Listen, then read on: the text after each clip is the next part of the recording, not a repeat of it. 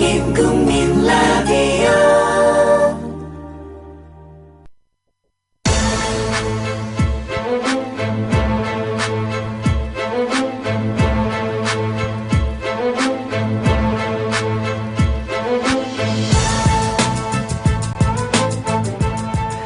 네, 시민 여러분, 청취자 여러분, 안녕하십니까? 으라차차 안진걸입니다. 추석 잘 보내셨어요? 아이고, 오늘 참, 이렇게 명절 후유증이 심해가지고 저도 힘들었는데 다들 비슷하시죠?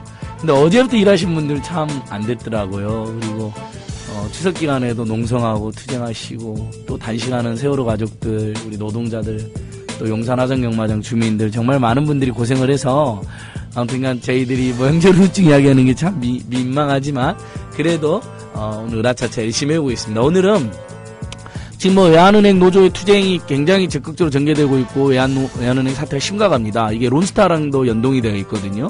우리나라의 금융 권력의 문제점도 잘 드러내고 있는 사건인데 이거에 대해서 집중적으로 알아보기 위해서 아주 중요한 두 분을 모셨습니다. 그래서 잠시 전화 말씀 듣고 올 테니까 너무 멀리 가지 마시고 계속 들어주세요.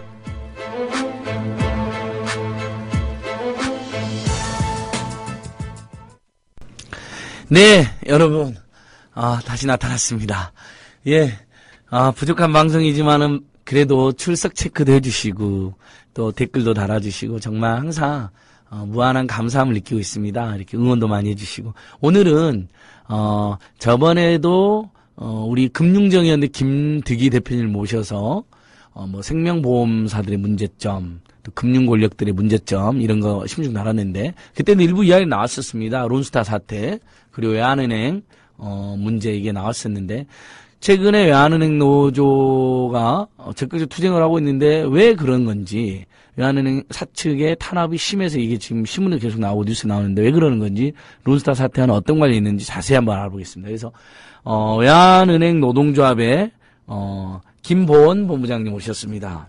네, 안녕하십니까. 예, 본부장님. 홍보본부장님이신가요? 예, 그렇습니다. 예, 그러면 대변인 같은 역할이신 거죠? 예, 반갑습니다. 네.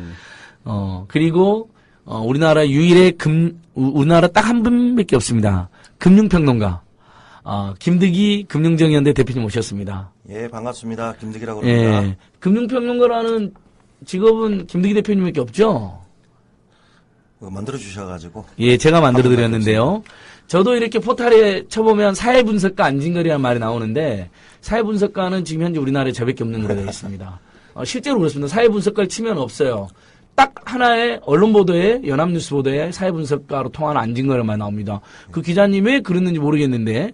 네, 대단하십니다. 박근혜 정부가 창조하지 못하고 있는 새로운 일자리 하나 만들었어요. 새로운 일자리 사회분석가 안진걸 그리고 금융평론가 김득희 그리고 론스타 문제와 외환은행 문제 전문가 김보원 본부장님 이렇게 한번 진행해 보겠습니다.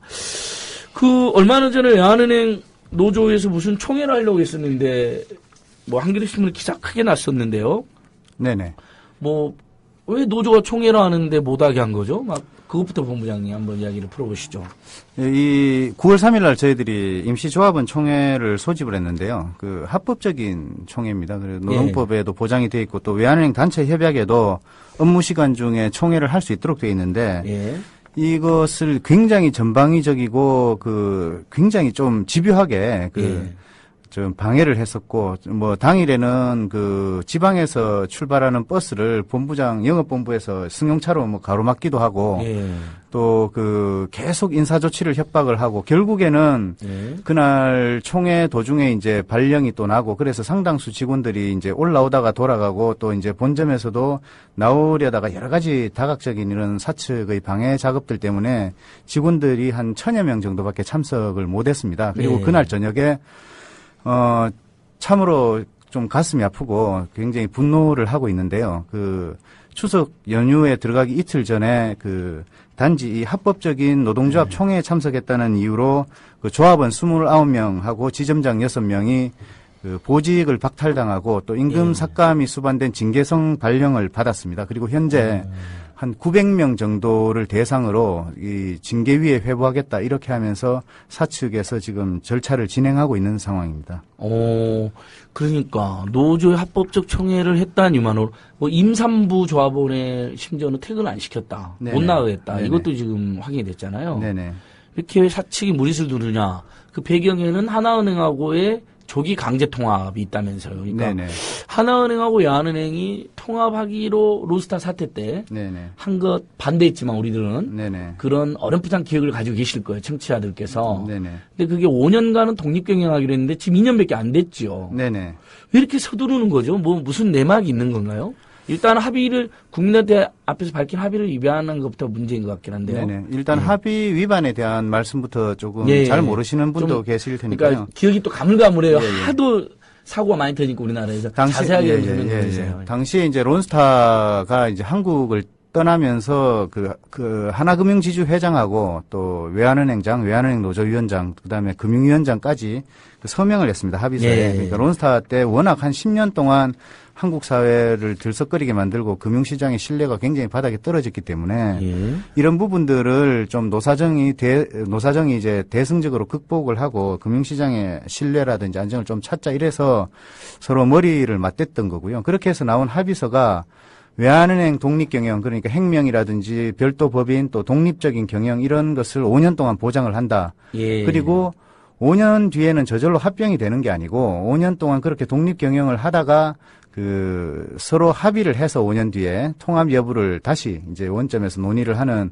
그런 합의를 했었습니다. 근데 이제 이번에 말씀하신 대로 지난 7월 3일에 한 2년 정도 지난 시점에서 이제 하나금융지주 회장이 어떤 통보도 없이 이 합의서를 일방적으로 뭐 파기를 선언을 했는데요. 당장 이제 합병을 추진을 하겠다. 그러고 나서 이제 그런 사태가 일어나고 나서 외환은행에는 거의 뭐 전쟁 상태가 한 2달째 지속이 되고 있다고 보시면 됩니다. 예. 간략하게 이제 과정을 말씀드리면 예. 이제 일방적인 통합선언이 있고 난 다음에 한 2달 동안 지점장들을 거의 이리저리 내몰고 굉장히 지점장들 대다수가 처음에는 다 합병을 반대를 하는 입장이었어요. 합의서에도 돼 있고 또 외환은행이 독립경영할 수 있는 능력이 충분히 있고 네. 또 217 합의 정신이란 게 서로 좀 5년 동안 파이를 잘 키워서 5년 뒤에 이제 윈윈할 수 있는 해법을 좀 원만하게 찾아보자 이런 뜻으로 합의를 했던 거기 때문에 예.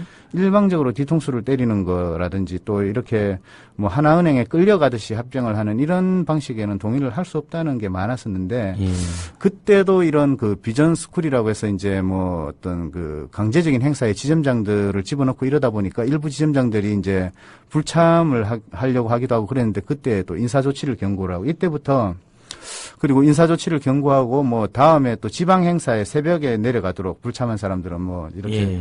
쫓아내고 그렇게 한 2달 동안 진행이 되면서 그거를 또 강요에 의해서 지지 성명을 발표를 하고 이렇게 되면서 외환은행 내부에서도 노동조합은 저러고 있지만 외환은행 내부에서도 직원들이 합병에 지지하는 움직임이 있다. 이런 거를 굉장히 많이 언론 플레이를 했습니다. 네. 그러다 보니까 이제 이번 임시조합원 총회도 마찬가지로 어떤 지금 상황에서 이제 마침 저희들이 이제 파업 절차가 또 이제 쟁의회의 찬반 투표라든지 이런 게 진행이 돼야 되는 상황이었고 그래서 예. 또 이제 통합이 직원들 근로조건에 굉장히 큰 영향을 미치고 이 관련된 사항들을 좀 논의를 하기 위해서 총회를 소집했던 거고요. 이것을 이제 사측이 불법으로 몰아붙이면서 이제 했던 건데 예. 사실 이런 게 이제 좀 합의를 첫째 위반해서 지금까지 온 간략한 과정을 말씀을 드린 거고 또 지금 예. ICD 소송이라든지 이런 게 여러 가지가 걸려 있겠습니다만 저희들은 판단할 때 왜 이런 일이 생겼을까라는 거를 한 2가지 정도를 일단 간단하게 말씀을 드리고자 합니다. 첫째는 하나지주 김정태 회장이 내년 3월에 연임을 해야 되는 그런 목적 때문에 뭔가 조금 가시적인 성과를 내고 그걸 통해서 조금 지주사 내에서 입지를 강화하려는 그런 게 아니냐라는 게 금융계에 굉장히 많았습니다. 그러니까 7월 3일 발표를 하기 전에 벌써 그런 어떤 하나지주 내부에서 어떤 그런 다툼이라든지 이런 것 때문에 뭔가가 큰 게 터질 거고 불똥이 외환은행이 튈 거다 이런 얘기가 많았었거든요. 그래서 첫 번째 그게 있는 것이고 그 다음에는 그런 게 있습니다. 그 일전에 이제 전성인 교수께서도 지적을 하셨지만 예. IMF 때는 그 기업 부실이 굉장히 금융 구조조정의 신호탄이 됐었거든요. 그래서 예. 이제 뭐 은행을 잘하건 못하건 간에 이제 기업 부실이 많은 은행은 굉장히 타격을 입고 뭐 그렇지 않은 그렇죠. 은행들은 이제 좀 갑의 위치에서 합병을 이제 주도하는 입장이 됐었는데 그 예. 지금은 좀 다르지 않느냐. 지금 금융 상황이 안 좋은데 가계 부채가 굉장히 문제다. 예. 근데 이제 그 가계대출 위주로 주로 우리나라 상업은행들이 많이 돼 있지만 외환은행은 이제 기업금융이 굉장히 강하고 또 외국환이나 수출입금융 이쪽에 장점이 있습니다. 예. 그래서 외환은행 같은 경우에는 지금 상황에서 이거를 합병을 해서 뒤섞어 놓으면 그 소매 위주 은행으로 뭐 그러니까 뭐 붕어빵 은행이라고 이제 전성인 교수께서 말씀을 하시던데 해놓으면 결국 좋을 게 없다. 반면 하나은행이나 하나주주 입장에서는 굉장히 좋다. 포트폴리오가 다양화되니까 뭐 그런 것들이 그 외환은행을 위해서 이익이 된다고 외환은행 경영진이 계속 이야기를 하면서 지금 합병 작업을 강행을 하고 있지만 실제로는 어떤 하나주주의 그런 그 어떤 이득 이런 것들도 상당히 작용하지 않는 일단 뭐 외환은행 직원들 그렇죠. 입장에서 바라보는 그런 말씀을 드렸습니다. 그러니까 지금 얼마 전에 그래서 야당 의원들 민변 참여했는데 론스타 공대위도 반대하는 기자회견을 열었잖아요. 그 부분에 대해서 일단 합의 위반이고 론스타 흔적집이다라고 이렇게 비난했습니다. 우리 애청자이신 웨런 버핏 67조님께서도 아주 잘 적어놓으셨네요. 하나은행의 외환은행 조기통합 이유 5조 원 천문학적 시세차익 투기자본인 론스타에게 면제부 주려고 5년 독립경영 보장계약에서 갑자기 2년 만 합병, 하나은행에 일어나, 뭐 이렇게 돼 있는데. 자, 김득희 대표님, 이 부분을 한번 다시 한번 정리를 해 주시죠. 그러니까 우리는 지금 론스타가 우리 금산분리의 대원칙하고 은행법 등에 의하면 지금 산업자본은 은행자본을, 금융자본을 소유할 수 없게 돼 있지 않습니까? 그렇죠? 근데 론스타는 야은행을, 지배했었잖아요, 소유하고. 근데 그 론스타가 한 번도 산업자본이 아닌 적이 없었다면서요. 그러니까 은행 소유 자격이 없었던 거죠. 그 부분을 다시 한번 설명을 한번 해 주십시오. 먼저 부연 설명을 좀 해야 예. 되니까 합의서에 대해서 한 가지만 더. 2012년 2월 17일 금융위원장 하나금융지재장 외환은행장 외환노조위원장이 서명하고 공표한 그 합의서 노사정 합의서. 합의서를 보면 말씀을 잘 해주셨는데 독립법인 유지, 독립경영 보장, 3조 구조조정 금지 등등 해서 총 6조로 이루어져 있는데요. 제가 기억하기로는 노사 간에 있어서 이 합의서에 금융위원장이 사인을 한 건 처음이라고 봅니다. 예, 굉장히 이례적인 경우였죠. 굉장히 예. 이례적이었던 것들인데 왜 했느냐? 외환은행 노조가 어디 성명선가요 인터뷰했을 때도 봤는데 시민사회단체를 배신하고 합의서를까지 작성을 했는데 라는 인터뷰 기사를 읽으면서 좀 가슴이 아팠는데요. 자, 여태 김석동 위원장이 사인을 하면서 외환은행 노동조합을 달래기에 들어갈 수밖에 없었던 것은 론스타를 안전하게 탈출을 시켜야지 더 이상 한국에서 론스타 이야기가 나오는 걸 싫어했던 것들이었습니다. 그 다음에 외환은행 노동조합이 론스타에 대해, 그러니까 하나은행과의 문제, 합병의 자회사 편입 문제를 계속 삼는다면 2012년 4월에 총선이 있었습니다. 총선에 지대한 영향을 미칠 수 있고 만약에 외환은행 노동조합이 파업을 선언한다면 아주 큰 이슈가 될 수밖에 없었습니다. 론스타 이슈가. 그렇기 때문에 김석동 위원장 입장에서는 김석동 위원장은 론스타가 들어올 때도 담당 주무 책임자였습니다. 그리고 나갈 때는 금융위원장으로서 책임자였고, 그러니까 들어올 때 나갈 때 완전히 론스타를 위한 금융 당국자 중에 하나가 김석동 위원장인데요. 그렇기 때문에 빨리 론스타를 끝내고 싶고 외환은행을 달래고 싶기 때문에 이 합의서를 작성하면서 이 합의서에 이페인으로 여기 보시면 이페인으로 참여해서 사인까지 한 게 제가 본 것들은 대한민국 최초로 공무원이 노사관계에 있어서 노사정 합의를 해준 것들이라고 볼 수밖에 없는데요. 그러니까 이 김석동 위원장이 그 하나은행의 외환은행 조기합 그러니까 당시 합병 론스타 먹튀를 도와준 사람인데 처음 론스타가 외환은행 인수할 때는 직책이 뭐였죠? 그때는 재경부 금융국장이었나요?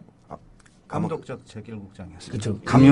금융감독위원회 감독적 재결국장. 그렇죠. 그러니까 당시에도 직책이 좀 어렵네요. 감독정책1국장이라고. 감독정책국장. 그렇죠. 그러니까, 다시 한번 정해. 론스타가 외환은행을 불법적으로 인수할 때 감독정책국장이었고, 그 다음에, 먹튀하고 나갈 때 금융위원장이었으니까, 김석동이 굉장히 중요한 인물이 제가 고발돼놨죠. 그래서. 자, 다시 설명해 주세요. 그래서 이런 합의서가 그렇게 해서 나올 수밖에 없었던 배경이었다는 것들이죠. 자, 이 합의서의 배경이 나왔는데, 그러면, 맨 처음에 하나금융 같은 경우는 3년간 독립경영 보장을 했어요. 예. 3년간 독립경영 보장을 했는데 이 합의서를 지금 2년 6개월 만에 깨겠다고 하는 거는 저희들이 의심하고 있는 합리적 의심은 두 가지입니다. 예. 첫째, 김성유 회장은 이 합의서를 지킬 의사가 없었다, 원래. 예. 그렇기 때문에 5년이 되든 10년이 되든 예. 2년 뒤에 인수하고 나서 먹고 나서 예. 나중에 그냥 무장해제 시키고 예. 하면 된다라는 게 아니면 3년 과정에서 5년 과정을 바꾸는 과정에서 투자자나 주요한 주주들한테 승인을 받지 못한 거 아니냐.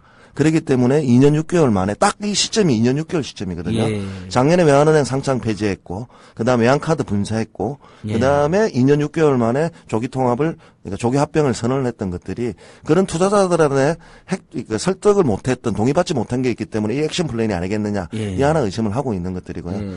아마 외환은행 직원들 입장에서 제일 나쁜 사람이 김성윤과 김정태도 아닐 겁니다. 지금 현재로서는 외환은행장일 거예요. 보니까 외환은행장이 외환은행 출신 32년 선배인데 지금 세간에 흘러나오는 말은 통합은행장이 이제 외환은행장이 해주겠다로. 지금 현직 위원장이 예. 된다. 그래서 직을 걸고 자리를 고용을 보장해 주겠다라고 예. 이야기를 하고 있거든요. 예. 그 제가 우스갯소리 소리로 세상에 3대 거짓말이 있습니다. 첫째 거짓말이 노인께서 일찍 죽겠다는 말하고 예. 노처녀가 시집 안 간다는 거짓말하고 그런 사용자가 자기 직을 걸고 고용을 보장해 주겠다. 이게 예. 지키지 못하는 3대 거짓말 중에 하나거든요. 왜냐하면 이 합의서만 하더라도 5년간 고용을 보장해 주게 돼 있어요. 예. 그럼 이것만 지키면 되는 건데 굳이 합병을 해야지 또다시 먼처럼 고용을 보장해 주겠다. 그것도 특히 또 직을 걸고 그런다면 저희들이 의심하는 게 저는 외환은행 사태는 이 조기 합병 과정은 단 한마디로 정리한다면 세월호다. 예. 김정태 회장이 연임을 노리고 예.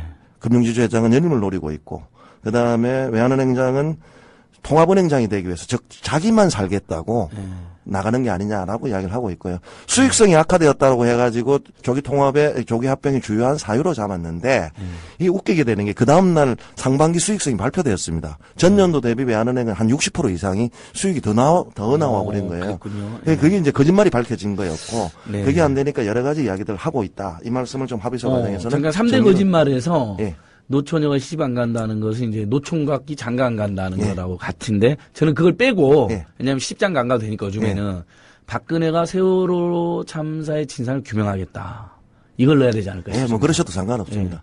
그렇잖아요. 뭐 여한 없이 예. 진상 규명하겠다. 언제든 연락 주라. 예. 근데 만나주지 않잖아요. 이제 뭐. 앞으로 3대 거짓말에는 이걸 그러면 메인으로 다시 올려야 정리하겠습니다. 됩니다. 예. 박근혜의 세월호 진상규명과 안철수의 새정치.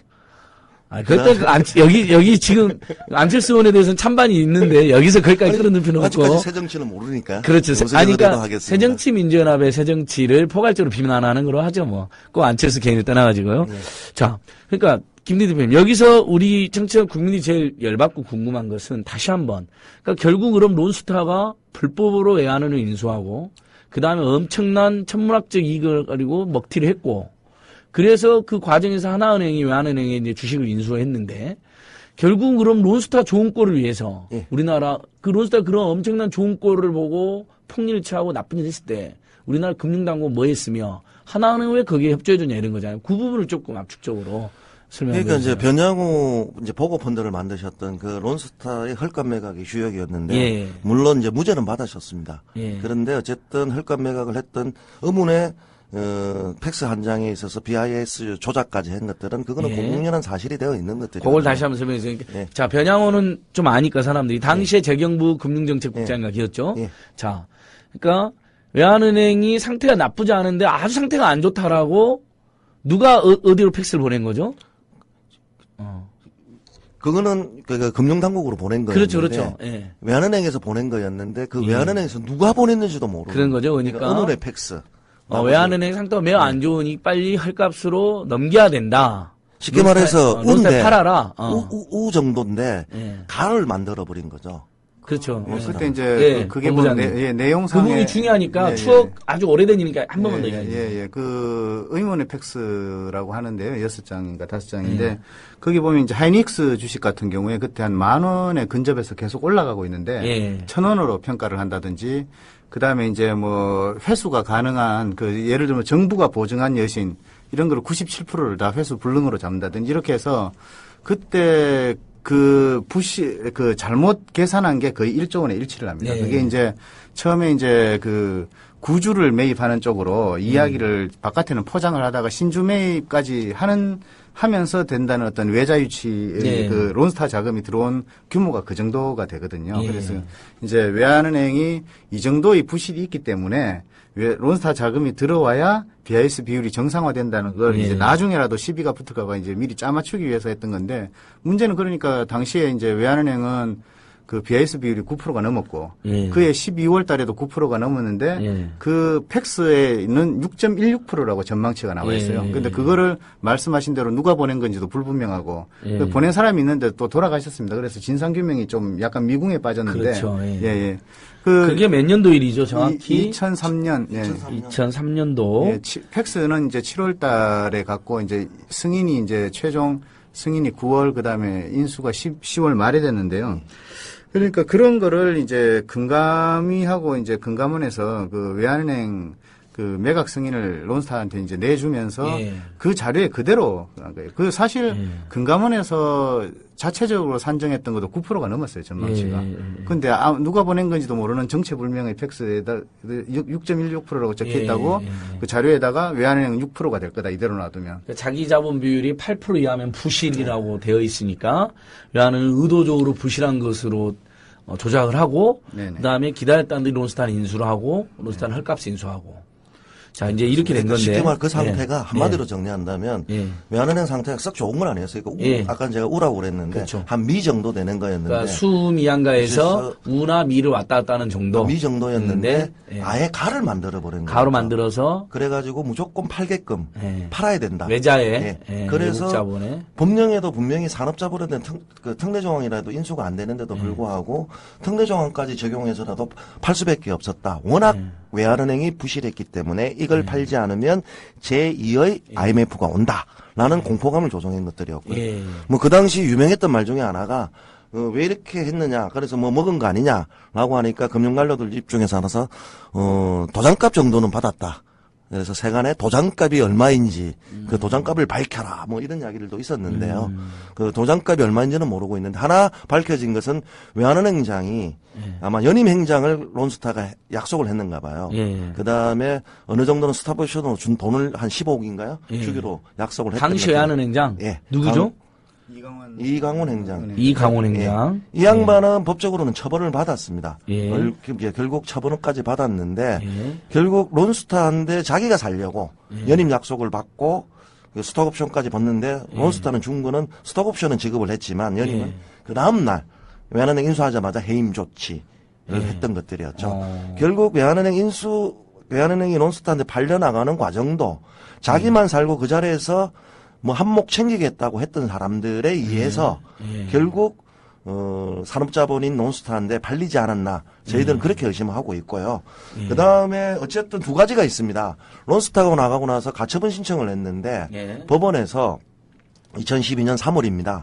론스타는 2005년부터 골프장을 파는 그 시기까지는 산업자본이었다. 예. 라고 손을 들어줍니다. 그리고 또 하나 이번에 밝혀진 제2차 정보 공개 자료에 따르면 론스타가 스스로 자기가 산업자본이었다. 이 산업자본이었다는 말은 다른 게 아니라 합산한 금액이 2조 이상이 되면 산업자본으로 보고 있는 것들이고 은행을 소유할 수 없는 자국인데 일본에 골프장이 있고 뭐가 있다를 신고서를 다 제출을 했어요. 예. 금융위원회에다가 합계 금액들 해보니까 2조가 넘는 거죠. 그러면 금융위원회는 최소한 2008년부터 산업자본임을 알았고 그 산업자본임 에 근거해서 강제매각 명령을 4% 이상이거든요. 내려야 되는데 내리지 않았다라는 것들이었고요.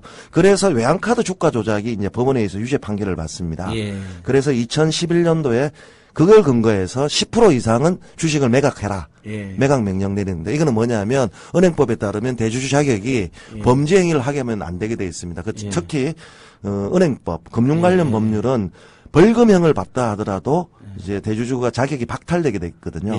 그렇게 해서 그 외환카드 주가 조작으로 인해서 대주주 자격이 박탈되었고요. 금융위원회는 매각 명령을 내렸는데 우리는 징벌적 매각이다라고 생각을 했습니다. 징벌적 매각은 다름이 아니라 우리나라가 뭘 잘못한 놈들한테 매각 내릴 때는 주식을 한 번에 다 팔게 하지 않고 분산 매각을 시키게 하고 있거든요. 장외에서. 그런데 하나금융에게 그러니까 매매 계약서를 사인한 것들 그걸 매각으로 인정해 버린 거예요. 그러면 론스타 입장에서는 안 그래도 내가 팔고 나가려고 하는데 매각 명령이 아니라 하더라도 하나금융한테 팔 수만 있게 해준다면 고맙다. 이렇게 생각을 해서 깎아 나갔는데요. 어쨌든 우리가 열심히 해서 1조는 막았습니다. 아마 론스타가 4조 정도 시세 차익을 노렸는데요. 그 당시 있었던 주가 가격하고는 조금 다운을 시켜서 1조 정도는 하나금융이 벌었다라고 이제 되는데 결국 1조 정도 매각 시기가 늦어지면서 시세 차익을 원래 4조 원 정도 원래 5조 정도 벌어야 되는데 매각 대금 차익 4조 정도 됐다는 거잖아요. 4조 정도로 왜냐하면 제2차 매매 계약서를 다시 작성하거든요. 저희들이 난리치기 때문에. 그러니까 론스타는 일단 자기 소유 자본 중에 비금융 자본이 2조 원 이상이기 때문에 산업자본은 우리 법에 의해서 분류되고 중간에 금융당국도 산업자본인 거 알았기 때문에 징벌적 매각 명령을 내렸어야 되는데 그러지 않았다는 거고. 근데 최근에 밝혀진 건 이미 인수 때부터 산업자본이었다는 거 아닙니까? 그렇죠. 근데 그러니까, 인수 때부터 산업자본이었다라고 확정적으로 해준 것들은 아직은 없습니다. 그러니까 최소한 법원의 판결에 의하면 2005년 이전. 그건 이제 어쨌든 저희들이 주장하는 부분들은 우리가 주장하는 게 아니라 그러니까 국가의 법원에 의해서 그다음에 금융위원회 제출된 자료에 따르면 2005년 이후는 무조건 산업자본임을 국가가 알고 있었고 금융위원회도 알고 있었다 이 말씀을 드리는 거고 우리는 그때도 최초부터 산업자본이었다 이렇게 불법적인 지배 상태를 판단했다는 거잖아요. 그래서 그걸 가지고 참여연대가 지금 재판 중에 있습니다. 고발했죠. 저희가 고발하고 주주 대표 소송도 하고 있고 그러니까 그때부터 불법적인 지배 상태를 아는데 시정을 안 했고 결국 외환카드 주가 조작이 벌어져서 그때서야 매각 명령을 내렸는데 그걸 그때 하나은행이 그냥 시세 차익을 보장해주고 산 거기 때문에 전혀 나쁜 짓을 엄청 하고 자격도 없는 자들이었는데 론스타는 아무런 제지도 안 받고 4조 원이란 수익을 얻고 나갔고 심지어 거기다가 이제 대한민국 정부가 세금을 부과했는데 그걸로 지금 소송을 하고 있는 거죠. 그러니까 그게 이제 경영권 프리미엄까지 먹고 이제 챙겼는데요. 이제 그렇게 나가면 끝날 줄 알았어요 론스타가. 그런데 어쨌든 대한민국 최초로 대한민국 정부를 상대로 ISD 그렇죠. 소송을 ISD까지 냈죠. 하고 있습니다. 그게 한 4조 5천억 정도 되는데 그 금액 산출은 어떻게 되느냐. 한 세금이 한 5천억 정도 되고요. 국민은행한테 팔았으면 18,000원 정도에 팔 수 있었는데 그때 승인을 안 해줬기 때문에 금융당국이 우리가 못 팔았다.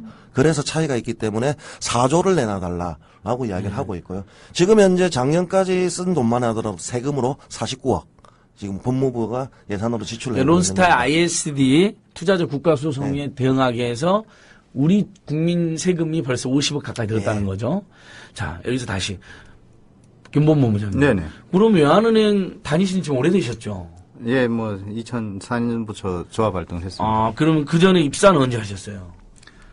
저는 기자 출신입니다. 아, 그렇구나. 그러니까 저기 우리 노동조합 상등 채용으로 이렇게 되셨고. 그런데 어쨌든 계속 외환은행 다녔던 분들 입장에서는 굉장히 날벼락을 몇 번 겪은 거네요. 그죠? 그래서 갑자기 우리은행이 부실하다고 판정이 되고, 론스타가 나타나고. 그리고 뭐 론스타가 이제 먹튀 경영하는 게 뻔하고, 그 과정에서 외환은행 직원들, 이제 흔히 말하는 우리가 보는 은행원들 고통이 굉장히 심할 것 같아요. 그 과정을 조금만 보면 어땠을까요? 그 사실은 전체적인 최근 상황까지.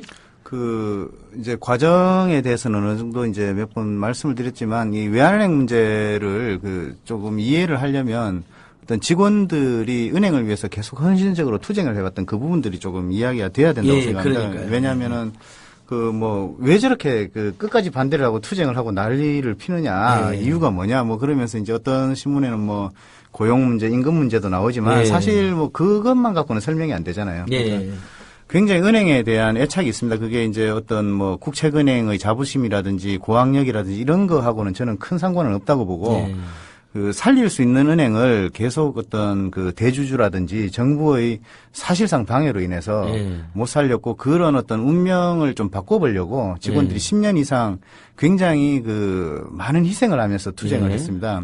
그러니까 예를 들어서 론스타가 들어오기 전만 하더라도 들어오기 전에도 마찬가지입니다. 그때 이제 외환은행의 어떤 그 위기가 그 98년에 그 MOU를 맺으면서부터 시작이 됐는데 예. 그것을 이제 탈피를 할 때 공적 자금을 외환은행이 한 푼도 받질 않았습니다. 예. 공적 자금을 안 받고 이제 뭐 임금 동결이라든지 상여금 예. 반납이라든지 또 4,000명이나 되는 선배들이 은행을 떠났고 예. 쭉 그렇게 하면서 이제 좀 은행을 꼭 살려달라는 부탁을 후배들한테 많이 했고 사실 그 과정에서 또 은행이 굉장히 정상화가 됐습니다. 예. 사실 뭐 9%가 넘으면 정상적인 은행이거든요. 요새는 예. 어떤 그 새로운 기준이라든지 이렇게 해서 다 13%, 14%가 되지만 당시에는 한 9%, 10% 정도 됐었고 뭐 이게 어떤 부실에 대비한 준비금이기 때문에 뭐 하여튼 그런데 론스타의 그런 과정을 통해서 아까 말씀하셨듯이 이제 납득할 수 없는 어떤 불법적인 과정을 통해서 론스타에 넘어갔고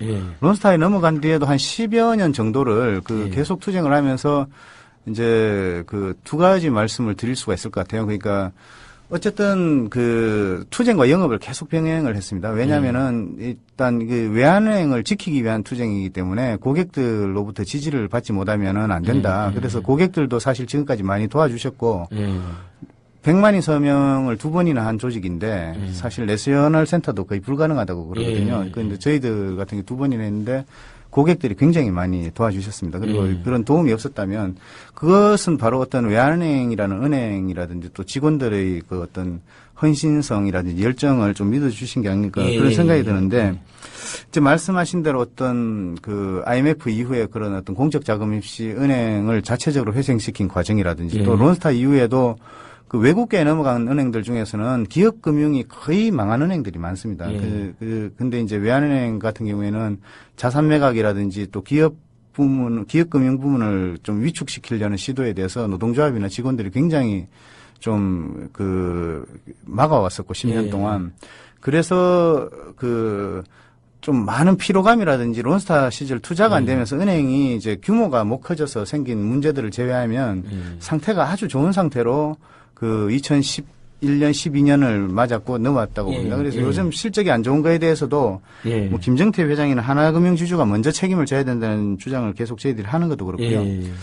그리고 어쨌든 뭐 투쟁 과정에서 이제 2011년 투쟁이 이제 대표적인 거라고 할 수 있는데 그때 이제 여의도에서 금융위에서 MBC까지 이렇게 이제 3부 1배를 하면서 전 직원이 왕복도 하고 또 눈이 오는 데서 새벽 7시에 매일 아침 7시에 전 영업점 직원들이 나와서 1인 시위라든지 선전전도 하고 그런 투쟁을 하여튼 한 1년 이상 했습니다. 그런 부분들이 지금 이제 징계 사태에 대해서도 저희들이 굉장히 분노를 하는 게 그런 과정에서 일반 직원들이 또 투쟁 기금도 사실 5번이나 냈었고 릴레이 투쟁은 또 한 번 할 때마다 그거를 자기 부담으로 그걸 하고 나오는 거잖아요. 그렇게 그것도 5번이나 했었고 그렇게 은행을 지켰기 때문에 지금의 어떤 선배들이라든지 임원들도 그 자리가 있는 것인데 이렇게 이제 뭐 개인적인 욕심이 있어서 직원들이 그러는 게 아니잖아요. 그러니까 그렇죠. 이제 조합원 총회에 참석하고 조합 활동에 열성적으로 외환은행 직원들이 참여해왔던 게 어쨌든 그 과정에서 은행을 지킬 수 있고 또 고객과의 약속을 지킬 수 있다는 믿음 때문에 또 그렇게 해왔던 거고 이번에도 마찬가지라고 생각합니다.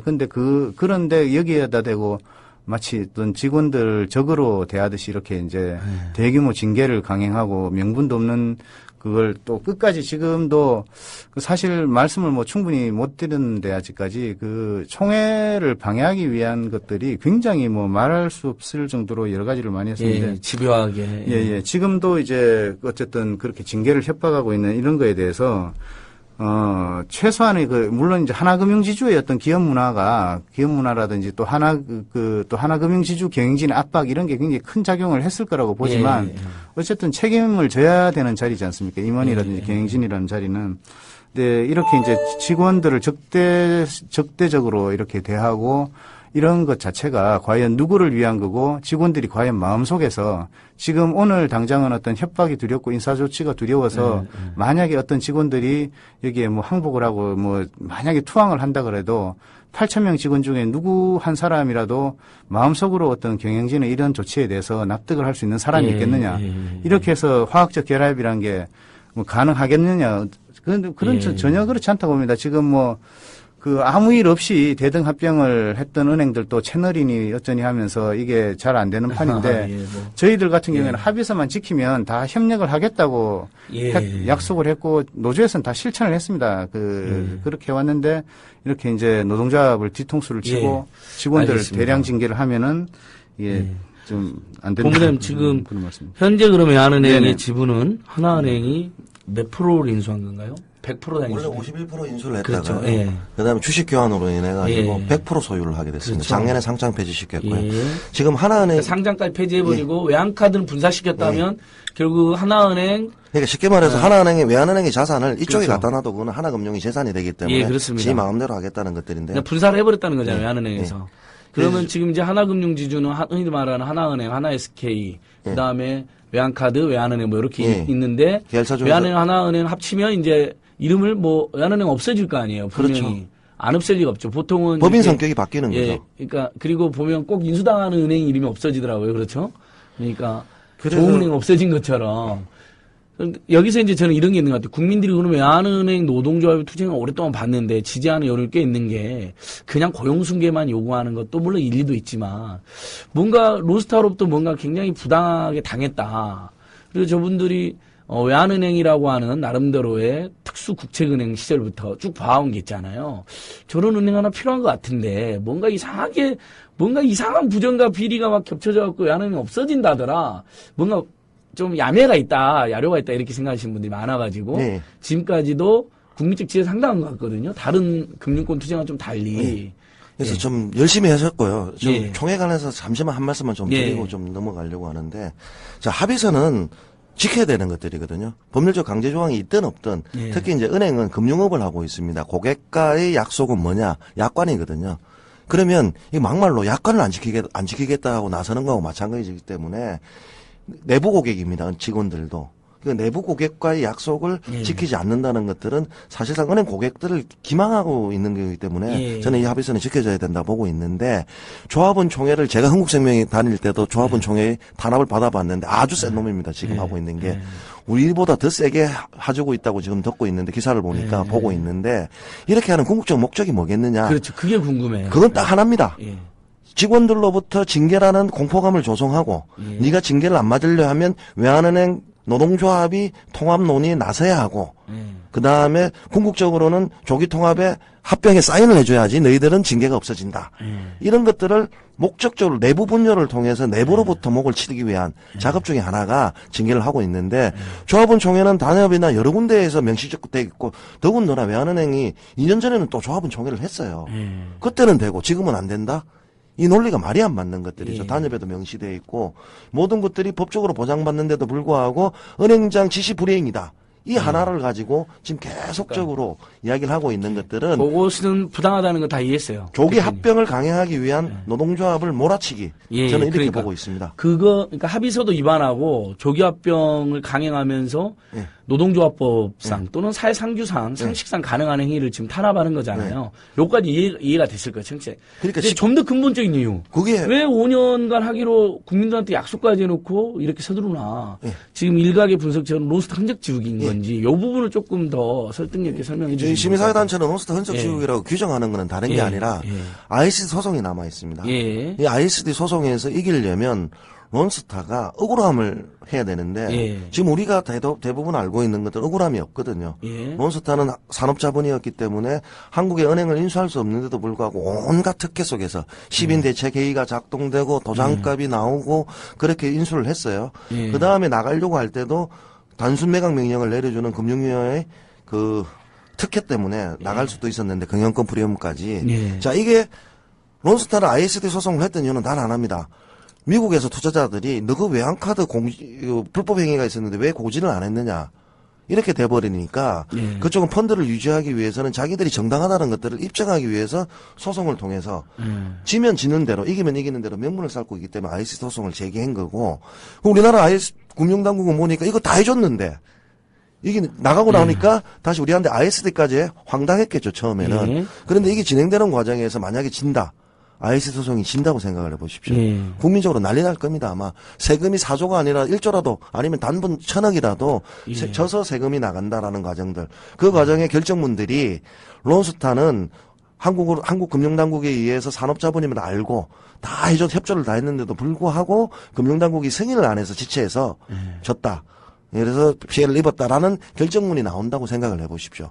아마 금융당국들 발 뻗고 좀 못 주무실 겁니다. 아니 엄청난 사태죠. 엄청난 사태가 이미 지금 어마어마한 불법적으로 경영하고 시세 차익을 가지고 먹튀를 했는데 그런데 이제 그럴 걸 거기다 바뀔 수 세금 일부 있는 낸 것까지도 다 더돌려 판결 나오면 ISD 제도 자체에 대한 뭐 충격뿐만 아니라 우리 국민이 열받는 거죠. 대한민국 정부 그러니까 론스타가 대한민국 정부 국민들 다 속인 거 아닙니까? 그렇죠. 그랬는데 오히려 불의한 세력은 땅땅거리고 알고 보니까 한편이었다. 뭐 이렇게 되는 것들인데 누군가한테 도와줬을 거 아니에요. 이게 지금 사람들 분노하는 것 같아요. 누군가 도와줬다. 그런데 이 과정에 있어서 이걸 밝혀야 되는데 지금 아시다시피 ISD TF팀의 대응팀이 추경호 그분도 론스타가 들어올 때 한 역할을 하신 분이었고요. 뭐였죠? 지금 이 사람이 국무조정실장인 것 같던데요? 그렇죠. 추경호가. 당시 재경부 은행제도과장이었고요. 추경호 실장은. 그다음에 이번에 기재부 제1차관으로 내려온 분은 주형한 기재부 제1차관은 2003년도 당시 외환은행 넘기 작업을 했는데 10일 비밀위원회까지 참석하셨던. 그러니까 이 사람들이 지금 떵떵거려 있고 지금 론스타 사태에 대응하고 있다는 거. 그러니까 론스타의 ISD를 대응하고 있는 거죠. 그러니까 론스타의 불법 경영과 먹튀 사태에 일조했던 사람들이 론스타의 IS 대응팀을 또 하고 있다는 거잖아요. 그런데 이제 검찰에서 우리가 고소고발한 것들은 전부 다 기각이 됩니다. 아니면 불기소되고 혐의 없음 판결이 나는데 지금 남아있는 게 참여연대가 소송을 제기했던 주주대표 소송과 헌법소원 등등이 좀 남아있습니다. 그러면 이 과정에서 만에 하나라도 주주대표 소송에 승소를 해서 론스타는 산업자본임을 다시 한 번 더 확인이 된다면 저희들은 그걸 가지고 ISD 소송을 대응을 할 수가 있습니다. 왜냐하면 이거 제끼고 나서 직접적으로 이렇게 봐라라고 이야기를 할 수가 있는데 아시다시피 외환은행을 만약에 합병을 한다고 생각을 해보십시오. 작년에 상장 폐지가 되고 나서도 주주대표 소송에서 자격 논란이 있었죠. 론스타가 바로 치고 나온 게 뭐라면 상장 폐지가 되었기 때문에 주주 자격이 없습니다. 저들은 이렇게 주장을 하고 있었고 그 지루한 재판이 끌고 있는데 더군다나 법인격인 외환은행이 없어진다고 생각을 해보십시오. 그렇게 한다면 지금 존재하고 있는 지금 다투고 있는 모든 송사는 다 실효적으로 기각이 당할 겁니다. 이건 100% 예상이 되고 있는 것들이기 때문에 론스타 흔적 지우기다 이렇게 주장하고 있는 것들이고요. 또 하나 내재적 측면에 있어서는 김정태 행장 하나금융지주 회장의 연임 그리고 외환은행장의 통합은행장을 꿈꾸고 자기 자들이 보신을 위한 게 지금 가고 있는 거 아니냐라고 하는 이 이중적 측면이 복합적으로 이루어지고 있는 거고 그 과정에서 저쪽에서 밀어붙이는 게 금융위원회가 지금 뭐라고 이야기를 하고 있는 거 하니까 노동조합 합의이기 때문에 노동조합이 합의해야 된다라고 계속 주문을 하니까 어쨌든 노동조합 합의서를 받기 위해서 지금 노동탄압이 극심하게 진행되고 있다라고 말씀드렸는데 탄압을 엄청나게 하면 이제 여론이 동요해서 합의를 해주게 될 것이다. 이렇게 저는 지금 이게 보니까 조폭인 것 같아요. 조폭도 이런 조폭도 없죠. 그러니까 그건 하나은행 경영진이 이렇게 주도를 하고 있는 거죠. 그렇죠. 다음에 좀 더 거슬러 올라와서 김득희 대표님은 금융정의연대 대표시기도 하지만 투기자본 감센터 일도 하시니까 다음에 결국은 투기자본의 먹튀라는 목표 야욕과 그것을 우리나라 이제 권력자들이 도와줬다는 건데 일부 세력이 왜 도와줬을까요? 왜 도와준 거를 우리가 투기자본 감시하는 운동에서 그런 협잡이 어떻게 일어난다고 이렇게 분석이 되죠? 맨 처음에 이제 외환은행이 들어오는 과정들은 IMF가 최소한 한국은행 몇 개를 달라. 라고 미약이 되어 있지 않았나라는 썰들이 많습니다. 그러니까 IMF가 구제금융 사태 때 그래서 니네들 은행 몇 개 넘겨라. 우리 제1은행, 자본에 제1은행하고 한미은행은 외국은행에 넘어갔고 그나마 그 다음에 넘겨줄 것들은 이제 우리 은행은 넘겨줄 수가 없는 상황이고 덩어리가 너무나 컸기 때문에 제일 만만한 게 그 협약에 의해서 외환은행이 딱 덩치나 규모나 여기에 있어서 제일 만만했다라고 저는 보고 있고요. 실제 우리가 많은 사람들이 알고 있는 게 론스타가 2조를 들어왔다라고 생각을 하는데 2조가 들어온 게 아니라 물론 매매 가격은 2조지만 나머지는 대출을 받고 이렇게 해가지고 사실상 얼마 돈 투자금 안에 얼마 들어오지 않고도 3배 이상 지금 거의 한 4배 정도 먹었다 이렇게 보시면 되는 거죠. 그러니까 아무리 궁하다 하더라도 백벌 양보해서 지금 궁한 걸 조작했다고 이제 우리는 그래서 주장하지만 또 나오는 게 궁해도 금은머리 외국인이라는 이야기들이 나오거든요. 금은머리 외국인은 공식적으로 확인된 거는 론스타 코리아 직원들에게 론스타에게 투자했을 수 있었던 것들은 있었다. 이거는 론스타도 인정하고 있거든요. 그 어쨌든 론스타 코리아 직원들은 합법적으로 그 주식을 샀는데 그게 전부 다 합법이었느냐 저는 그 의문을 가지고 있습니다. 전주국 론스타 코리아 직원들은 전주였을 거고요. 실제 돈은 투자자들은 다른 데 있었을 따로 거다. 있을 수 있다. 뭐 이렇게 또 그러니까 말씀을 이제 드리는 론스타가 것들이고. 한몫 잡는 걸 도와주고 네. 뇌물을 받은 사람도 네. 있을 수 있고 예. 검은머리 외국인 행세를 하면서 이득을 본 사람도 있고 또 뒤에서 뒷돈 낸 사람 따로 있고 시세 차익은 나오니까. 뭐 추정인데 예. 어쨌든 뉴스타파가 이번에 밝혀낸 게 뭡니까? 예. 저 유령 계좌, 유령법인 하나 만들어가지고 들어오는 거 아닙니까? 예. 그래서 전두환이 아들도 유령법인을 만들어가지고 법무단 이런 데에서도 좀 예. 들어왔다 이렇게 했는데 그쪽에다가 SPA 하나 성립해놓고 예. 한국- SPC 예. 특수법인 특수법인 예. 하나 설치해놓고 거기에다가 한국인들이 돈을 줬다. 예. 투자를 했다고 생각을 해보십시오. 예. 정체는 안 밝혀지는 거죠. 예. 근데 그게 어쨌든 투자자 보호 차원에서 아무도 알 수 없는 지금 사건이 돼버린 거예요. 아마 저는 그거는 영원히 밝히기가 힘들지 않을까. 론스타 코리아에 있는 전주들은 국세청을 통해서 이제 나설 수가 있는데 저는 그래서 좀 국세청을 통해서 이번에 국정감사 때 국세청을 통해서 론스타로부터 이득을 본 사람이 내국인 중에서 신고한 사람이 있는지. 이 론스타가 먹튀와 폭리하는 과정에서 이득을 본 사람. 그러니까 쉽게 말해서 론스타에 투자를 해서 외환은행을 매각과에 대한 배당금을 받은 사람이 이제 국내법에 의하면 신고를 해야 되지 않습니까? 예. 그러면 그게 있는지 없는지, 그 다음에 어쨌든 여기 탈세를 지금 국세청이 엄벌하겠다라고 하면서 예. 지금 닦아고 있지 않습니까? 예. 그러면 여기에 있는 펀드들, 그 다음에 SPC 이런 것들 조사해서 진짜 있는지 없는지 한번 까면 되는데 예. 저는 이 정부 하에서는 까기가 쉽지 않을 거다 이렇게 예. 좀 보고 있습니다. 근데 진짜 저는 분노하는 게 저도 국민 한 사람으로 론스타 하면 당시에도 유명한 투기 자본 아니었나요? 뭐 스타타워도 매각해가지고 뭐 떼돈을 벌고 뭐 그게 그때쯤이죠. 이미 알려져 있었었죠. 아니 이게 몰랐죠. 제가 그래서 그러니까 저도 이게 하도 오래돼가지고 시점이 헷갈리는 거예요. 2003년도에 예. 외환은행을 인수하는데요. 예. 아까 역으로 잠시만 한 번 더 짚어드리면 그렇죠. 당시 이강은 외환은행장이 예. 직원들한테 이야기를 할 때 론스타라는 사모펀드는 훌륭한 펀드다. 선진금융기법으로서 예. 뭐 이렇게 이야기를 한 거예요. 예. 그러니까 당시 노조는 몰라서 반대를 못한 거였고 예. 사모펀드가 외자유치라고 생각을 한 거예요. 그렇죠. 그래서 우리 국민들도 대다수가 들어올 때 외자라고 생각을 했지. 처음에 외자라는 그게 있었죠. 예. 예. 외자유치로 생각을 했지 이런 식으로 단기간 수익을 내고 먹고 튀는 먹튀인 줄은 예. 아무도 몰랐고 과정들에서 들어오고 나서 더 먹으려고 외환카드 주가 조작까지 했던 사실들이 밝혀지는 것들이었죠. 그때는 근데 론스타가 스타타워 막 매각하고 이때는 언제죠? 그때는 2000년도였는데 매각은 이후에 하는 것들입니다. 그러니까 들어오는 과정들은 먼저 이제 그러니까 부동산을 인수하고 들어올 때는 한국 시장이 너무 좋은 거예요. 외자인지 알고. 조금 부연 설명드리면 본부장님. 저도 헷갈려요, 지금 시점. 예. 뭐 스타타워는 예. 크게 그거를 한 게 아니었고 이제 예. 사실은 이 론스타가 자격이 없는 건 그 예. 변양호 국장이나 김석동 국장이 2002년 10월에 이미 알고 예. 있었던 거예요. 그러니까 예. 왜 2002년 10월에 처음에 컨택을 했는데 이게 1년이나 걸렸느냐 하면은 그게 다 이제 어떤 빠져나갈 수 있는 그런 절차를 밟고 그런 준비를 했기 때문에 1년이나 걸려서 오픈이 된 거거든요. 이게 처음에 이제 외환은행 임직원들이 알게 된 거는 2003년 7, 8월 정도고. 2003년 7, 8월. 예. 그것도 이제 금감위원들한테 처음 보고된 것도 2003년 7월이에요. 그러니까 한 8개월, 10개월 정도가 이제 물밑에서 이렇게 계속 움직였던 건데 그 론스타가 서울은행 매각에 딜에 참여를 했었습니다. 예. 그게 안 됐죠. 그러면 그때 사모펀드라는 거를 알고 있었고 사모펀드인 걸 알기 때문에 은행법상의 자격이 없는데 그럼 어떻게 할 건가를 한 8개월 동안 고민을 하다가 외환은행에 부실을 만들어야 되겠다. 그것도 처음에 한두 번 한 게 아니라 2003년부터 계속적으로 그거를 변 국장이라든지 이런 사람들이 밑에 이제 지시를 했는데 다 돌아옵니다. 그게 이제 컨설팅도 받고 그때 하급자들한테 지시도 하지만 그 8%가 사실은 IMF 전까지는 그게 8%가 문제가 있는 수치가 아니거든요. 예. 그 금산법상의 적기 시정 조치가 6% 이하로 되고 예. BIS 비율이 2%일 때 해외 매각이 되도록 돼 있습니다. 예. 근데 이제 그때가 9%가 계속 넘었었거든요. 예. 그러니까 이거는 적기 시정 조치도 할 수가 없고 부실 금융기관에 해당이 안 된다. 부실 금융기관에 해당이 되면 론스타에 바로 팔 수가 있는데 그게 안 되기 때문에 또 시간을 계속 끌다가 나중에 이제 아까 말씀하셨던 이제 의문의 팩스라든지 이걸 통해서 좀 약간 어거지를 쓴 거죠. 그러니까 이제 정체불명의 숫자를 갖다가 이제 들이댔으니까. 더 늦기 전에 한번 특별검사 같은 거 임명해서 전 과정을 한번 뒤져야겠다는 생각이 드는데, 저는 그러니까 너무 답답한 게 대한민국 정부와 대한민국 국민을 모두 속인 희대의 사기 사건인데, 이걸 가지고 지금도 바로잡지 못하고 있다는 거잖아요.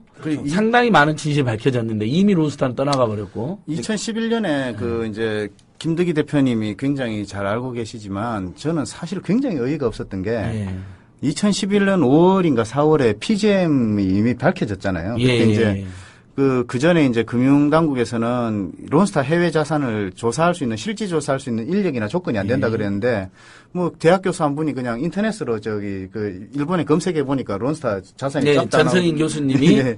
여기서 PGM이 일본에 있는 골프장 회사 말하는 거죠. 그러니까 그렇게 산업자본을 많이 가지고 있었다. 그 다음에 계속 있다가 그해 12월 달에 이제 론스타가 PGM을 팔고 나니까 그 다음에 다시 이제 또 계약 연장을 하면서 바로 승인을 내줘 버렸죠. 그 당시에는 어쨌든 아니었다 이거지. 물론 그것도 아닌 거로 밝혀졌지만은. 이자 정보 공개에 따르면 2008년도에 그 골프장을 금융위에 신고를 한 거예요. 우리 자산이 있다. 그런데 그걸 어디다 숨겨놓고 그 서류는 2011년도 대주주 적격서 심사할 때 그 서류는 없어버려요. 그래서 다 새롭게 받았습니다. 그래서 산업자본이라는 것을 론스타를 위한 맞춤형 금융당국이었다. 그러니까요. 저는 그렇게 규정하고 있고요. ISD 소송도 그런 거지 않습니까? 그러니까 사실 론스타 입장에서는 차익이 딜레이가 돼서 차익이 못 챙겼으니까 억울하다고 이야기를 할 텐데 아까 뭐 김득희 대표님께서 말씀하셨지만은 그래도 산업자본이라는 게 법원에서라도 확정이 돼야 그 왜 붙잡고 있었다는 게 이제 납득이 이제 외국 사람들한테 설명이 될 텐데 그거를 이제 시민단체에서 이제 추진을 해서 밝혀내자는데 그걸 안 하고서 이제 하면은 사실은 론스타하고 금융당국하고 ISD에서 있어서 이해관계가 지금 같은 거 아니냐. 그렇죠. 그러니까 지금 예를 들면 ISD 소송에서 유리한 지위를 차지하기 위해서도 예를 들면 현재도 소송이 진행되고 있고 우리 국민들의 분노도 매우 크고 그다음에 산업자본인 거 밝혀진 당신들이 감당해야 될 짐도 많다 이렇게 해줘야 되는데 오히려 론스타 흔적 지우기에 나서면 그래서 소송도 다 지고 그러면 이제 론스타가 오히려 ISD 소송에서 이기는 거 아니에요. 지금 이게 이 소송을 주관하는 건 대한민국 정부가 아니죠. 대한민국 사법부가 아니죠. 소송은 저 미국에서 하고 그러니까 있죠. 이 ISD 소송을 하면 어디 가지고 국제사법재판소가 어디죠? 뭐죠? 국제사판소가 아니고 중재위원회에서 그러니까 국제중재위원회가 하는 데서 지금 하고 있는 것들이고 이제 원고피고 이렇게 나눠져 가지고 그건 우리한테 유리한 결정이 나오리라고 전혀 장담할 수 없는 거죠. 당연하죠. 오히려 ISD는 투자자들에게 유리한 결정을 할 것 같은데. 그쵸? 그래서 이제 여기 의심을 한다면 저희들은 외환은행을 론스타가 불법적으로 취득을 했다. 그래서 외환은행은 이거 좀 속된 말로 작물이다. 이렇게 지금 보고 있는 것들이고 하나은행이 하나금융이 돈을 주고 샀다 하더라도 솔직히 말씀드린다면 우리가 작물을 사면 그 소유권이 저한테 오는 게 아니지 않습니까?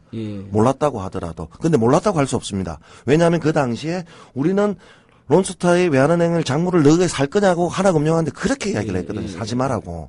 그렇게 했는데도 불구하고 알고 샀기 때문에 돈은 지불을 했지만 어쨌든 그 하나은행도 협조자다, 부역자다 저는 이렇게 좀 이야기를 규정을 하고 싶은데 자, ISD 소송에 있어서 2년 6개월 만에 합의서를 위반하면서 이건 누가 봐도 알거든요. 뭐 글자 해석이 없지 않습니까? 그다음에 은행으로서 특히 다른 데라면 몰라요. 고객과의 신뢰를 약속으로 하는 은행이 합의서를 휴지 조각 만들면서 강제 합병을 하는 거. 그다음에 금융위원회에서는 그 노조 도장만 받아와라. 뭐 이렇게 지금 사인을 주고 있으니까 이게 뭐 법보다 주먹이 가깝다고. 총회가 합법이었던 나중에 다 원인 규명돼 가지고 이긴다 하더라도 먼저 때리고 시작을 하는 거죠. 그래서 도장 찍어. 네가 도장 찍으면 우리가 징계 안 할게. 깡패죠. 조폭이고. 이렇게 가고 있는 것들이 저는 이것도 하나의 커넥션이 있는 거 아니냐라는 의심을 가지고 있다. 이 말씀 좀 드리는 것들인데 이거는 뭐 제가 검사가 아니기 때문에 수사를 안 해봤기 때문에 모르지만 제 나름대로 의심을 하고 과정에 대해서 우리 의심을 하고 국민들이 있는 분노하고 의혹을 제기할 수밖에 없는 상황이고 대한민국 정부가 이렇게 투기자본에 무력할 수가 있나.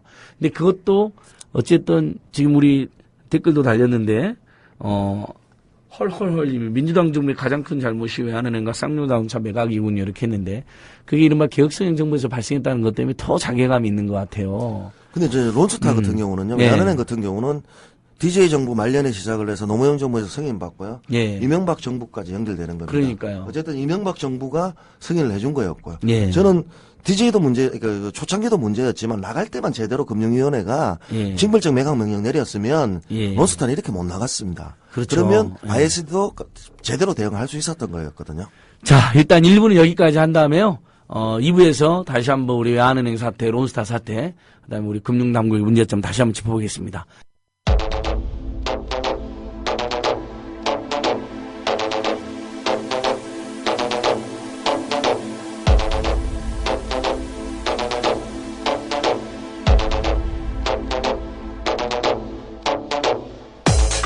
지금 여러분께서는 안진걸 참여연대 팀장이 진행하는 안진걸의 으라차차를 듣고 계십니다. 이 방송은 매주 목요일 낮 4시부터 5시 반까지 국민라디오를 통해 가장 먼저 청취하실 수 있고 팟캐스트 포털 팟빵에서 다시 들으실 수 있습니다.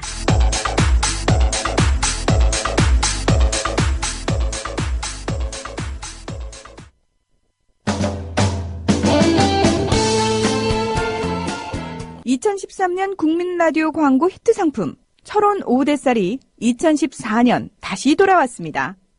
특히 올해는 일조 시간이 길어 기름이 차르르 구수하고 찰진 햅쌀 맛을 느낄 수 있다는데요. 10kg은 3만원, 20kg은 6만원입니다.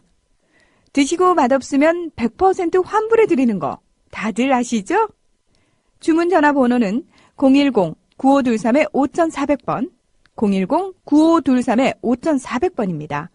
택배비는 별도입니다.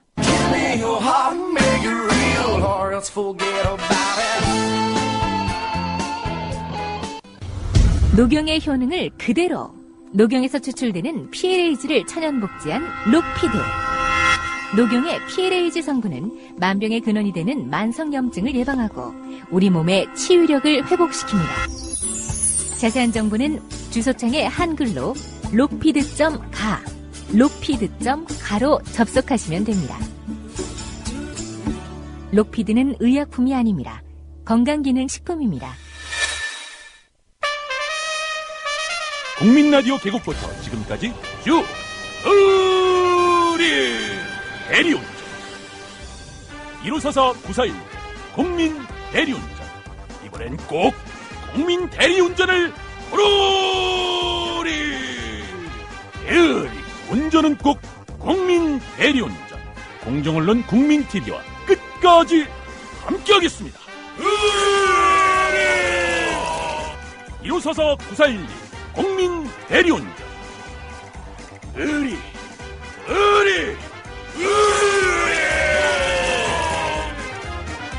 1호사사 941 국민 대리운전. 계속 듣다 보면 열받는 뉴스가 너무 많죠. 지금 뭐 론스타 사태는 정말 기가 막힌 거고, 그 다음에 오늘 또 온세훈에 대한 황당한 선고, 누가 보기에도 선거법 위반인데 선거법 위반은 또 문제를 제기하지 않았다니. 그리고 담배세 인상도 그렇습니다. 뭐 건강부담금만을 올리기 위해서 일부 인상한다면 충분히 사회적으로 논의가 저는 가능하다고 생각하는데 100번 양보해서. 근데 그게 아니라 부자라 대기업 또 뭐 종교인 그다음에 임대소득을 엄청 거두는 사람들한테는 다 세금을 봐주고 깎아주더니 결국은 서민들이 담배를 많이 피우는데 서민들에게 대표적인 이제 간접세로 세금을 또 늘린다는 거니까 사람들이 열받는 건데요. 정말 열받는 일 너무 많아갖고 우리가 정신을 한편은 분노를 자주 하지만은 한편 또 마음 공부도 해야지 이 시대를 버틸 수 있는 것 같아요. 그래서 저도 그렇습니다, 청취자 여러분.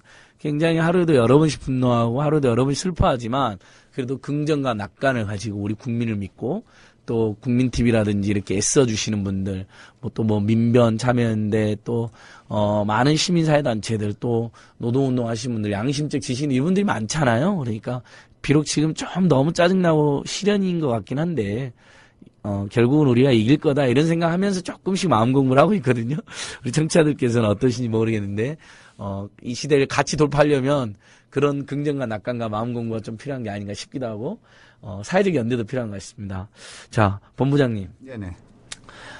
쭉 이 과정을 보면 네네. 그 외환은행에서 일하시는 분들 또는 이렇게 이제 노동자 활동하시는 분들은 이렇게 몇 번의 포인트 같은 거 있잖아요. 제일 열받은, 우리 이제 밖에서 보기에도 열받고 화가 나는데, 네. 우리 노동자 입장에서 제일 열받고 안타까운 대목들. 다시 한번 이렇게 돌이켜보면 언제였을까요? 론스타가 인수할 때? 네. 일단 처음에 우리 외환은행 국채은행으로 쭉 가다가, 네네. 언제 민영화가 된 거죠? 론스타 인수 때가 민영화인가요? 89년에 민영화가 그렇죠. 됐고요. 그때 예, 그 론스타 매각된 게 예. 2003년입니다. 예. 그러니까 89년도에 이제 이른바 주식 정부 소유은행에서 민간 소유은행으로 바뀌고. 네네. 그때는 근데 이제 주주 소유자가 다양했죠. 한국은행도 있고. 지금도 얼마 전까지만 해도 주주 구성이 다양하지 않았나요? 예, 한국은행하고 수출입은행이 최대 주주였는데요. 그렇죠. 그쪽 주식을 그 론스타가 좀 상당 부분을 인수를 하고 그 신주를 한 1조 1천억 원 정도 2003년에 사면서 이제 론스타가 그때 51% 주주가 된 겁니다. 그 이후에 이제 뭐 계속 그 수출입은행 지분은 계속 팔아왔었고 그 다음에 이제 그 하나지주에서 이제 외환은행을 인수를 할 때 그 또 마지막 자녀분을 다 좀 인수를 해줬습니다. 그 열받았던 때는 뭐 제일 열받는 제 농담이 아니라 이제 지금 이 순간이고요. 그거를 빼면은 역시 어떤 그 돌이켜 보면 2003년이 되겠지만 왜냐하면 그때 어쨌든 불법적이고 부당하게 결정된 어떤 그 운명의 어떤 그런 거라고 해야 되나요? 그게 운명이 장난이죠. 15년 동안 온갖 노력을 다했지만 직원들 입장에서 그 굴레를 참 벗어나기 어렵다. 이런 측면에서 그때 불과 뭐 직원들이 그걸 느끼고 할 수 있는 시간은 2-3달 정도밖에 안 됐습니다. 아까 이야기를 할 때 말씀을 드렸지만 2002년에 외환은행장으로 이강원이라는 사람이 처음 와서 이제 직원들한테 했던 말이 외환은행이 다 좋은데 돈 장사가 판돈이 있어야 되는데 그게 좀 문제다. 그러니까 자기 자본이 조금 더 확충을 했으면 좋겠다. 뭔가 알고 딱 작전을 딱 시작하네요, 그렇죠? 아니 근데 그거는 사실 조금 컨센서스가 있었거든요. 자본 확충을 조금 하면은 외환은행이 이제 은행은 대출을 늘리려면 상응하는 자본 확충이 돼야 되기 때문에. 이제 그게 필요했던 부분이었는데 그래서 노동조합에서도 그걸 환영을 하다시피 했습니다. 그때는 왜냐하면 한 5천억 정도 외자 유치를 하는 줄 알았고 근데 2003년 여름이 돼서야 이제 그게 론스타다 이렇게 밝혀졌던 거거든요. 그 부분이 있고 두 번째는 여기 이제 김득희 대표님 계시지만 그 2011년 11월에 그 사실 론스타가 유죄가 대법원에서 확정까지 됐고 그 범법 행위를 저지른 자들한테 범죄 행위가 마치 없었던 것처럼 자기들 받고 싶은 대로 돈을 다 받게 해주고 이렇게 팔면은 이러면은 어떤 금융법이 무슨 필요가 있느냐 이런 여론이 굉장히 많았던 것 같아요. 그래서 론스타 유죄가 확정이 됐고 어떤 산업자본인 것도 사실상 다 이제 증거가 다 드러났었던 상황인데 11월 8일 날 이제 징벌적 매각 명령을 거부하고 이제 단순 매각 명령을 내리고 또 이제 그 2012년 1월 27일 날 이제 최종적으로 하나지주에 인수를 승인을 해주지 않습니까? 그런 게 이제 어떤 큰 좌절을 느꼈었던 거고요. 좌절을 느끼고 그 좌절의 와중에서 이제 그 시민단체 입장에서 또 저희들이 했던 그거에 대해서 동의하지 못하셨던 부분을 많이 말씀을 또 하셨지만 노동조합은 노동조합 입장에서 경영권을 가진 상대가 그 조직을 허물어뜨리면서 들어올 때를 대비를 해야 되고 또 어쨌든 또 앞으로 이제 파트너가 될 수 있다. 서로 약속을 지키면 그런 전제 하에서 이제 합의를 당시에 했던 건데 이제 2년 반이 지나서 이렇게 이제 합의서를 그 아무런 그 어떤 사전에 어떤 그 양해라든지 어떤 그 협의 노력도 없이 이렇게 일방적으로 파기를 하고 그거에 이제 자기들 불법 행위에 동의를 하지 않는다고 이렇게 이제 노동조합을 이제 그 거의 박살을 내려고 하는 그런 상황에 직면을 하겠습니다. 여기서 하나 김득희 대표님. 그러니까 자, 징벌적 매각 명령과 일반 매각 절차가 어떻게 달라요? 이거 조금만 더 설명해 주세요. 만약에 징벌적 매각 명령 내렸으면 론스타가 그렇게 막대한 시차를 못 누리고 시장에 그냥 주식 내놔야 되는 거죠. 그러니까 은행법에 따르면 4%, 산업자본은 4%, 그러니까 비금융주로서는 10%까지 소유를 할 수 있습니다. 그럼 예를 들어서 50% 주식이라 치자. 예를 들면 50%였, 한 51점 몇 %였는데. 그렇죠. 론스타 51% 가지고. 50%라면 4%, 10% 이렇게 쪼개서 팔아야 됩니다. 그렇게 보면 경영권 프리미엄을 받을 수가 없는 것들이죠. 그렇죠. 그러니까 경영권 프리미엄을 받을 수가 없는데 당시 외환은행 주가가 한 7,000원 왔다 갔다 했을 거예요. 그런데 12,000원 정도. 팔았으니까 1.5배가 경영권 프리미엄으로 받아간 하나는 그걸 알고도 사준 거잖아요. 그러니까 당연하죠. 우리가 이제 범법 공범이다 이러는 건데, 그러니까 징벌적 명령이 있으면 쪼개서 팔기 때문에 그냥 시장의 거래에서 이렇게 경영권 프리미엄 없이 그냥 일반 당시 설정된 가격 정도로 주가에 조금 더는 받겠죠. 7,000원이라면 만약에 저희들이 주장했던 건 그거였어요. 그러니까 소액주주가 피해가 예상이 되기 때문에 징벌적 매각 명령을 못한다라는 논리들을 펴었거든요. 그러면 오히려 저희들은 경영권 프리미엄이 없어지기 때문에 만약에 징벌적 매각 명령을 내린다면 외환은행 주가는 오를 것이다. 저희는 그렇게 봤습니다. 그리고 일부 경제 전문가들도 그런 이야기에 동의를 해주셨던 게 왜냐하면 주식이 7,200원인가 그랬거든요. 7,500원. 좀 많이 갔을 때가 8,000원 갔는데 이게 경영권 프리미엄이 없으니까 누가 봐도 외환은행 주가는 줘둔 거죠. 예. 나중에 사놨다가 누군가가 이걸 모집할 때는 경영권을 가지기 위해서는 비싼 가격에 인수를 할 수밖에 없기 때문에 주가는 오른다. 그렇죠. 이렇게 했는데 결국 그걸 골고루 수익을 가지는 수도 있었던 건데 그냥 론스타의 수익을 몰아준 꼴이 된 몰아준 거잖아요. 꼴이 된 예. 거죠. 그러고도 빰 맞아가지고 ISD를 당하고 있는 것들이. 그러니까 근데 이 ISD가 언론 보도가 너무 안 나와요. 일단 ISD가 한미 FTA 때부터 문제돼서 우리 국민들이 뭐 촛불 집회도 하고 크게 반발하고 지금도 걱정하고 있는데 론스타가 우리나라 역사 최초로 ISD를 제기했다. 이것만 언론에 한 번 나온 일은 그 후로 하나도 안 나오거든요. 그런 내막이 좀 있나요? 그러니까 ISD는 보도가 많이 나왔는데요. 예. ISD 진행 과정에서 그러니까 진행 과정. 그러니까 민병 같은 경우가 정보공개 청구 소송을 했는데 그것도 이제 소송에 영향을 줄 수 있다라고 해서 기각이 되어서 저희들이 이제 내용이 뭐가 오가는지를 모르고 있습니다. 예. 그것도 그 한 점이 있는 것들이고 그리고 저희들이 올 3월에 올 2월에 그 제2차 정보공개 청구를 합니다. 예. 론스타의 엄연한 그 산업자본임을 알 수 있는 그 자료들을 예. 저희들이 이걸 까면 기자회견을 하면 최소한 공중파에서 방송이 될 줄 알았는데 한겨레 경향신문 정도에서만 보도가 되고 예. 뭐 조선일보도 처음엔 관심을 좀 많이 가졌는데 JTBC 정도에 이제 보도가 된 정도였는데요. 그 이후에는 이제 보도가 잘 안 되고 있습니다.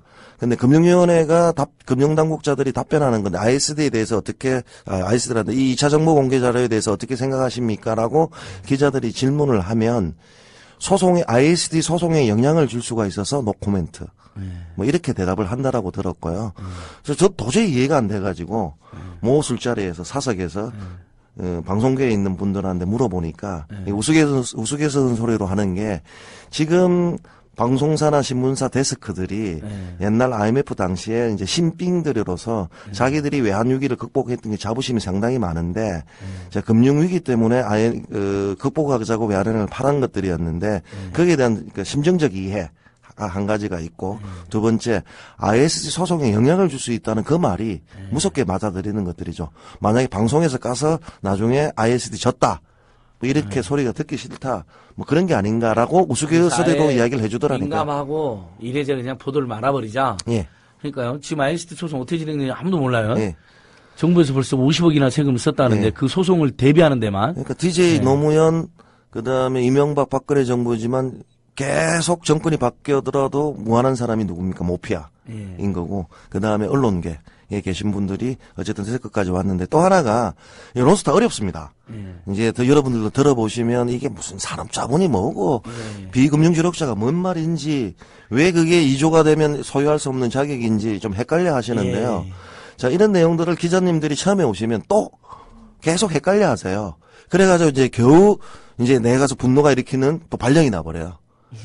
그게 이렇게 되다 보니까 이게 쭉 전담해서 그러니까 론스타 기사를 쓰신 분은 지금 한 10년 동안 몇 분 계시지만 그분들이 뭐 KBS 같은 경우는 모 기자 같은 경우는 특파원으로 그 특종 한번 하시고 그러니까 특파원으로 나가시고 맞아요. 이게 저번에도 제가 일부 다루고 오늘 두 번째 이제 심층 다루는데 사실 저도 뭐 세월이 흘러가지고 헷갈리기도 하고 그러니까 일단 산업자본이 비금융주력자라는 건 정도는 알고 우리 은행법상 2조 원 주식 구성이 몇 프로, 그 다음에 산업자본 소유액이 2조 원 이상이면 산업자본으로 규정된다. 이런 규정이 있다는 건 이제 저는 아는데 많은 사람들이 헷갈리는 거죠. 예.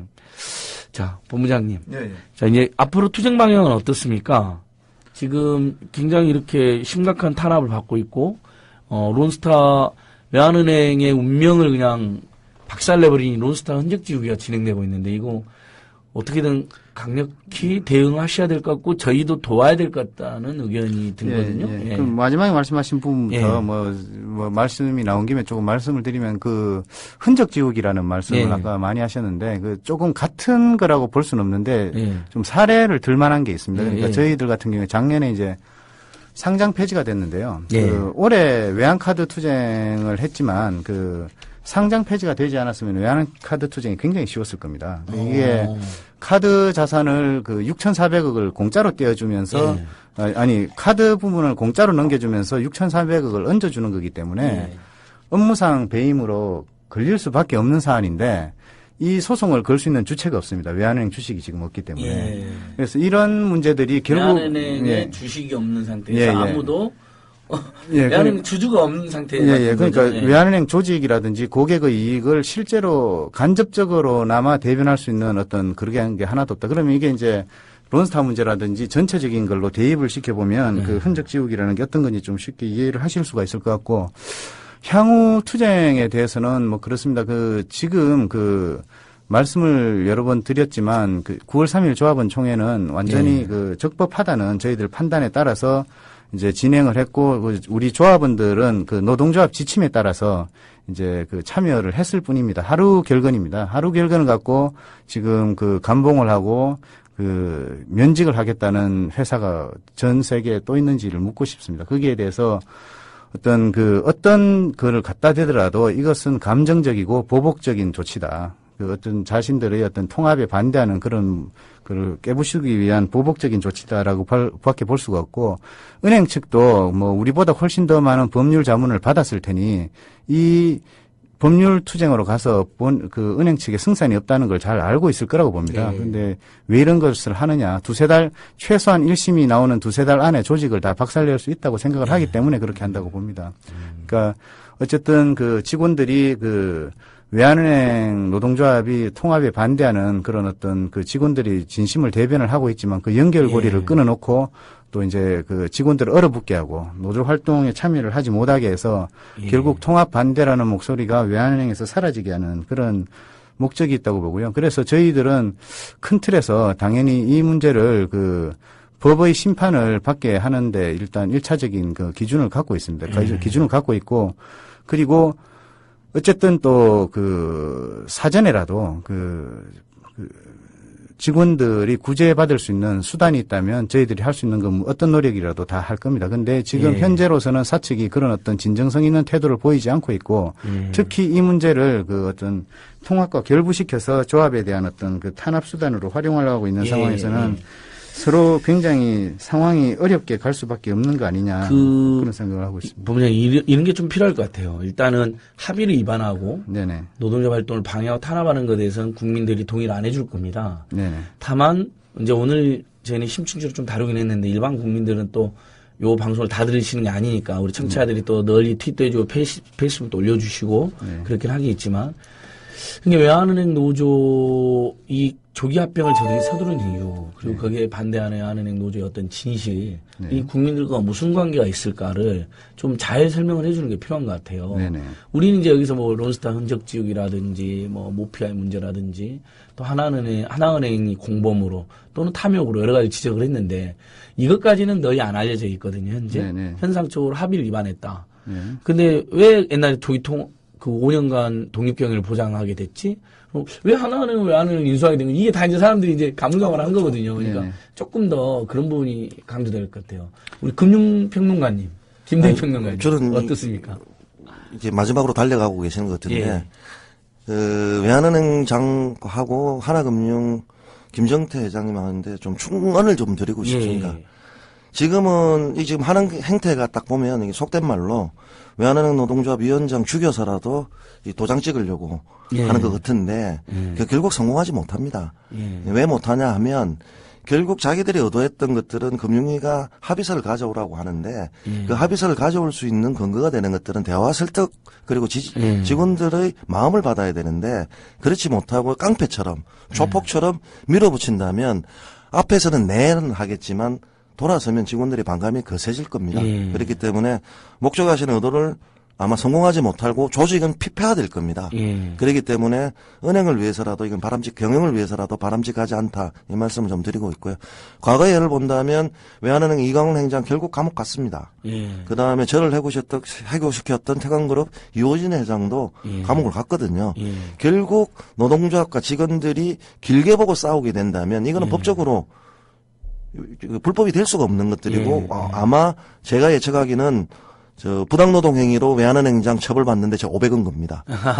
정말 그만큼 저 자신 있게 있는 게 처벌받을 수밖에 없기 때문에 그럼 그때 어떻게 갈 그러니까 거냐는 이제 거죠. 부당노동 행위 정도는 당연히 처벌하게 해야죠. 아니 우리나라 대한민국 법원에서 부당노동 행위로 잘 처벌을 안 하는데 검찰들이 이번 건은 너무 명백하게 했기 때문에 증거가 너무 많더라니까요.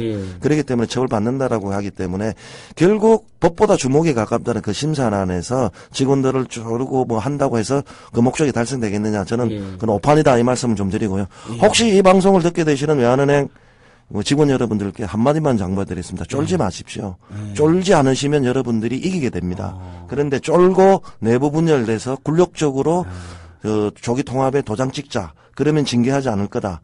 이 거짓말을 믿으신다면 저는 여러분들은 더 불행해진다 이 말씀을 드리겠습니다. 옛날 공포가 쫙 퍼지면서 차라리 조기통합 해주자 이래버리면 진다는 거죠. 옛날 속담 하나가 있습니다. 예. 떡 하나 주면 안 잡아먹지라고 했지만 떡 다 먹고 나서는 주고 나면 잡아먹었거든요. 예. 결국 지금 하나금융과 외환은행이 하고자 하는 목적은 조기 합병을 하고 그다음에 외환은행 노동자를 무력화시켜서 자기들이 수익 구조 내는 데 있어서 천병으로 가겠다 이 말씀을 드리는 것들이고 그렇기 때문에 국민들께서는 금융은 공공성입니다.